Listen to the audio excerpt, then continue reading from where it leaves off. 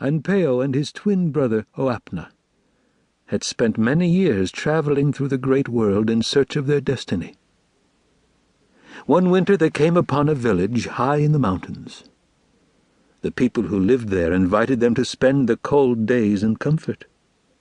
The young brothers accepted gladly, for they were poor and hungry. They had searched long and hard for wisdom and vision, without success. A very beautiful girl lived in the village. When a young man looked upon her, the world would stop. Music would beat in his blood, and he could see 100 white deer sleeping in the sun-blanched meadow of her forehead. She was more beautiful than flowers, more eloquent than antelope, and very proud. All the young men wanted to marry her, but whenever they tried to speak to her about love, she said she did not want a husband. She was so beautiful that young men were made miserable if they looked upon her face. "How is this, Cocomicaeus?" asked the young men. "Why do you not want to marry? How is this, Cocomicaeus, that you will not speak to us? We are rich and handsome fellows, and many of us are brave and daring." But Cocomicaeus only laughed at them. "Why should I marry?" she replied. "My father is rich. Our lodge is good. We have plenty of food and tanned robes and soft furs for winter, so what good is a husband?" Anpao and his brother laughed at the young men who were forever trying to attract the attention of the beautiful Cocomicaeus. When the raven people held a dance, the young men put on their most splendid ornaments, and each tried to dance with greater elegance than the next. But when they asked Cocomicaeus if she would come and sit with them, she laughed, and went into her lodge, and would not come out. "I want no husband," she said. Then the bulls, the kit foxes, and many of the other clans held their dances. The young men who were rich and those who were great among their people tried to win the attention of Cocomicaeus. The strong and handsome asked for Cocomicaeus. "No," she called from within her lodge, "I want no husband." "Ho!"